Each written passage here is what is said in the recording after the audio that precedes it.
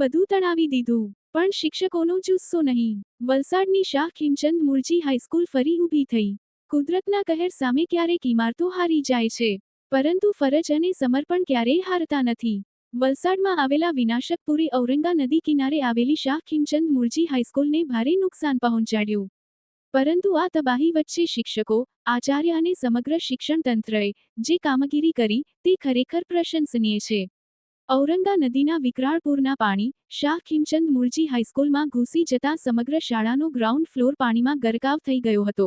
શાળામાં રહેલા ઓનલાઈન શિક્ષણના સાધનો, ડિજિટલ બોર્ડ પૂરના પાણીમાં તણાઈ ગયા. મહત્વના દસ્તાવેજો અને રેકોર્ડને ભારે નુકસાન થયું અને એક વર્ગખંડની તો દિવાલ પણ પાણીના જોરદાર પ્રવાહમાં ધરાશાયી થઈ ગઈ. પૂરનું પાણી ઓસર્યા બાદ શાળાની સ્થિતિ અત્યંત દયનીય હતી. ચારે તરફ કાદવ, ગંદકી અને નુકસાનના દ્રશ્યો જોવા મળતા હતા. પરંતુ આ સમયે કોઈની રાહ જોયા વગર શાળાના આચાર્ય અને શિક્ષકોએ પોતે જ સફાઈનું બીડું ઝડપ્યું. હાથમાં સાવરણી, પાવડા અને સફાઈના સાધનો લઈને શિક્ષકોએ દિવસ રાત મહેનત કરી. એક જ ધ્યેય હતો કે વિદ્યાર્થીઓને અભ્યાસમાં કોઈ મુશ્કેલી ન પડે અને શાળા ફરીથી શિક્ષણ માટે તૈયાર બને. શિક્ષકોએ સાબિત કરી દીધું કે તેઓ માત્ર પાઠ ભણાવતા નથી, પરંતુ સમાજ માટે જવાબદારી નિભાવતા સાચા કર્મયોગી છે. આ સમગ્ર પરિસ્થિતિમાં વલસાડ જિલ્લા શિક્ષણ અધિકારીએ પણ મહત્વની ભૂમિકા ભજવી. વિદ્યાર્થીઓનું શિક્ષણ અટકી ન જાય તે માટે જરૂરી શૈક્ષણિક સહાય ઉપલબ્ધ કરાવવા સતત પ્રયાસો કર્યા. વિવિધ સેવાભાવી સંસ્થાઓ પણ આગળ આવી અને વિદ્યાર્થીઓને જરૂરી શૈક્ષણિક સામગ્રી તથા અન્ય સહાય પૂરી પાડી. આ ઘટના માત્ર એક શાળાની નથી, પરંતુ ફરજ, સમર્પણ અને સેવાભાવની જીવંત મિસાલ છે. કુદરતે ભલે નુકસાન કર્યું હોય, પરંતુ શિક્ષકોના આત્મવિશ્વાસ અને મહેનતે ફરી એકવાર આશાનું કિરણ પ્રગટાવ્યું છે. આવા સમર્પિત શિક્ષકો, શાળાના આચાર્ય, જિલ્લા શિક્ષણ અધિકારી અને સહાય માટે આગળ આવેલી તમામ સંસ્થાઓને ગુજરાત વોઇસ ન્યૂઝ તરફથી હૃદયપૂર્વક સલામ. આવી જ સકારાત્મક અને પ્રેરણાદાયી ખબર માટે અમારી ચેનલને લાઇક, શેર અને સબસ્ક્રાઇબ કરવાનું ભૂલશો નહીં. ખીમચંદ મુળજીમાં પૂરને કારણે નીચેના વર્ગોમાં 5 ફૂટ 6 ફૂટ પાણી ભરાયું હતું. તેના કારણે બેન્ચ, સ્માર્ટ બોર્ડ અને એક દિવાલ પણ તૂટી છે. એટલે જ્યારે અમે વિઝિટે ગયા હતા ત્યારે આચાર્યને નાશ પાડી હતી કે નીચે એક પણ વિદ્યાર્થીઓને બેસાડવાના નથી. ઉપર વર્ગો છે અને ઉપર તમામ વર્ગો સારા છે, કેમ કે ત્યાં આશ્રિતોને પણ રાખવામાં આવ્યા હતા. એટલે એ જ વર્ગોનો ઉપયોગ થાય. જ્યાં સુધી નીચેનું કમ્પ્લીટલી રિપેરિંગ કામ અને બધું વ્યવસ્થિત ન થઈ જાય ત્યાં સુધી આચાર્યને એવી સૂચના આપી છે કે તમામ વિદ્યાર્થીઓને ઉપર જ બેસાડવા. જરૂર જણાય તો અમે નજીકની સંસ્થાઓને પણ એવું કીધું છે કે આ વિદ્યાર્થીઓ અને જો ત્યાં તકલીફ પડતી હોય તો અહીંયા જમનાબા છે, મણીબા છે, દીપ છે, તો ત્યાં પણ બેસાડીને ભણાવી શકે. એમનું શિક્ષણ અટકવું ન જોઈએ. આવી તમામ સૂચનાઓ અમે સંસ્થાને અને જે સંબંધિત સંસ્થાઓને આપી દીધી. જ્યારે અંતરિયાળ વિસ્તારમાં જ્યાં પૂરના પાણી ભરાયા હતા, જે શાળાઓની અંદર વિદ્યાર્થીઓના ઘરે, તો અમે જ્યારે મુલાકાતે ગયા ત્યારે શાળાઓની અંદર 5-5 ફૂટ પાણી હતું. એટલે જેના કારણે શાળાઓની અંદર બધું જ નુકસાન, એટલે બેન્ચથી માંડીને અમારા સ્માર્ટ બોર્ડ્સ, કમ્પ્યુટર, રેકોર્ડ્સ, આ બધું જ નુકસાન પામ્યું હતું. એટલે રેકોર્ડ્સ એટલે વિદ્યાર્થીઓનું ભાવિ. તો એટલા માટે એક ચિંતા પણ એ થઈ. સાથે સાથે એ ત્યારથી જ વિચાર આવ્યો કે જો આટલું પરિસ્થિતિ અહીંયા હોય તો બાળકોને પણ ઘરે એમના પુસ્તકોને બધું જતું જ રહ્યું છે, તો એમના માટે શું કરી શકાય. એટલે પહેલું પગલું અમારું એ હતું કે પાઠ્યપુસ્તક.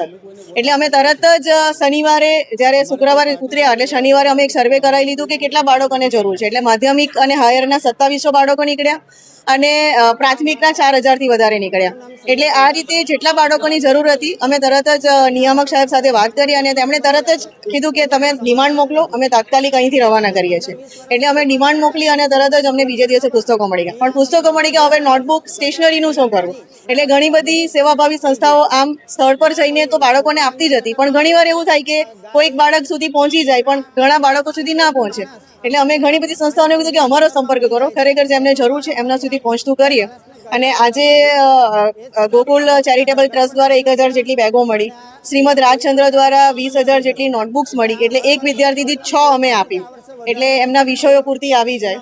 એટલે આ રીતે એક પ્રયાસ કર્યો કે બાળકનું શિક્ષણ ન અટકે અને જેમ જીવન ધોરણ લાવવા માટે દરેક સંસ્થા કે વ્યક્તિઓ પ્રયત્ન કરી રહ્યા છે, સરકાર પ્રયત્ન કરી રહી છે, તો શિક્ષણમાં પણ અમે બાળક એના નિયમિત મેઇન સ્ટ્રીમમાં આવી જાય એ માટેનો પ્રયત્ન કર્યો. અને આજે કહી શકું કે બાળકો બધી જ શાળામાં નિયમિત આવતા થઈ ગયા છે, એમને વસ્તુઓ પણ મળી ગઈ છે. અને આ માટે તમામ સેવાભાવી સંસ્થાઓનો અને પત્રકારોનો પણ આભાર વ્યક્ત કરું કે આપ સૌના દ્વારા પણ મને ઘણી બધી જગ્યાએથી ડિમાન્ડ મળી અને એમના સુધી અમે પહોંચી શક્યા. મારું નામ જયશ્રીબેન વી ભગત. હું આચાર્ય શ્રી શાહ KMS હાઈસ્કૂલ વલસાડ.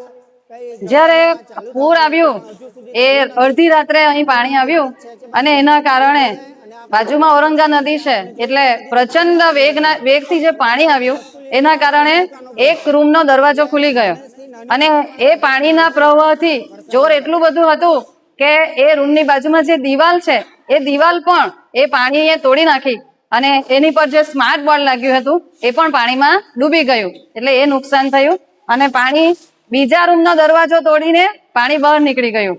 એટલે જે આ કુદરતી પરિસ્થિતિ છે એના કારણે અમે બહુ તકલીફમાં મુકાયા. પણ બધા જ ક્લાસના સ્માર્ટ ટીવી ડૂબી ગયા કેમ કે એક માળ જેટલું પાણી હતું. પણ અમારા માન્ય ડોક્ટર રાજેશ્રીબેન ટંડેલ મેડમ, જિલ્લા શિક્ષણ અધિકારી શ્રી, એમણે તરત જ અમારી સહારે આવ્યા અને અમારા જે બાળકોના નોટ, દફતર, પુસ્તકો જે પાણીમાં પલળી ગયા હતા, એટલે અહીં નહીં પલળ્યા પણ એમના ઘરમાં પાણી આવ્યા હતા, તો એ બાળકો માટે એમણે સતત પ્રયત્નથી બધા જ બાળકોને નોટ, દફતર અને પુસ્તકો એ તરત જ અહીં એમણે પહોંચાડ્યા. મેડમ 2 વાર અહીં આવી ગયા અને ફરીથી અમારી શાળા પહેલા જે રીતે સતત ધમધમતી હતી એ રીતે ફરી શરૂ થઈ ગઈ છે. આ જે રૂમની દિવાલ તૂટી ગઈ છે એનું પણ આ સમારકામ ચાલુ થઈ ગયું છે એટલે આજે સાંજ સુધીમાં આ કામ અમારું પૂરું થઈ જશે અને ફરીથી આ ક્લાસ પણ ઉપયોગી થઈ જશે. અને મેડમે જે સહકાર આપ્યો છે એ બદલ એમની પણ હું આભારી છું. Thank you.